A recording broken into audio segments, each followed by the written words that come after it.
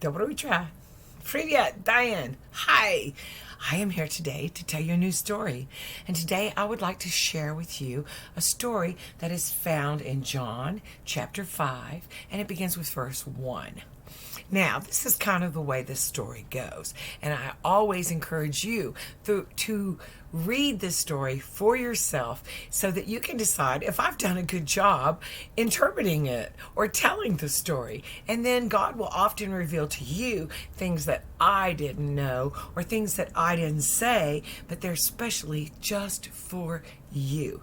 And if you want to be a friend of Jesus and you want to know him, then you have to look in his word, because his word from the beginning of the Old Testament through the end of Revelations is all about him. It's all about God. It's all about Jesus and you. And so here's the story. This is from John. I love John. He tells no parables. He's the only one of Matthew, Mark, Luke, and John. John is the one who does not tell any parables. He only tells about Jesus and what he said and did. So that's very interesting. And in this story, Jesus has gone and he's heading up for a feast in Jerusalem. It says there was a feast of Jews and Jesus went up to Jerusalem. But in this one, he goes up beside this place that's called the sheep market. It's a pool, and there are 5 columns around it. It's also used for cleansing and healing. And in this big giant pool, there's a big colonnade, a big columns, those big columns standing up, and there's a ledge there that leads up to the pool. And so what they thought was that the angel would come down and it would stir up the water. And when the water was stirred up, if you were the first one to get in the water, no matter what you were sick with, you would be healed instantly. So, as you can imagine, everyone who was crippled, lame, blind, any kind of an infirmity would lay out on this columns and this big porch there with the columns by the water, trying to get into the water first when it moved. Well, there was a man there who had been there for 38 years. 38 years, the Bible says that he had been infirmed and he had been trying to get into the water.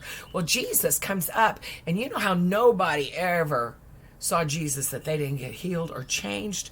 Well, Jesus comes in and he sees these guys, and no, there would have been guys, because women would not have been allowed to do it. You were just out of luck if you were infirmed and you were a woman. So all of these men are laying there, and Jesus' heart was stirred, but especially for this one guy who had been laying there for 28 years. 28 years. 28 years laying there on that pool trying to get into that water. And he was, I don't know, most people I thought would have given up.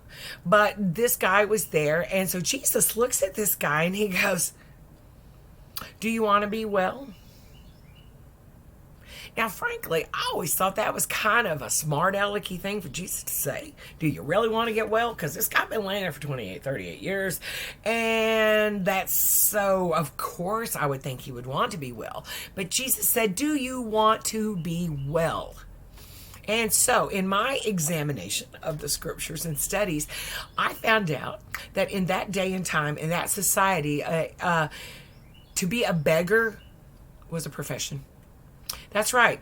If you were lame, blind, if you were deaf, dumb, no matter what your infirmity, maybe you had a leg shorter than the other, but if you were handicapped and you could drag yourself out to the street, then your profession was a beggar. And many of these beggars actually had families at home that were depending on the money that they begged for to feed the children. So I never thought about that before, so I thought I wanted to throw that in there for you guys.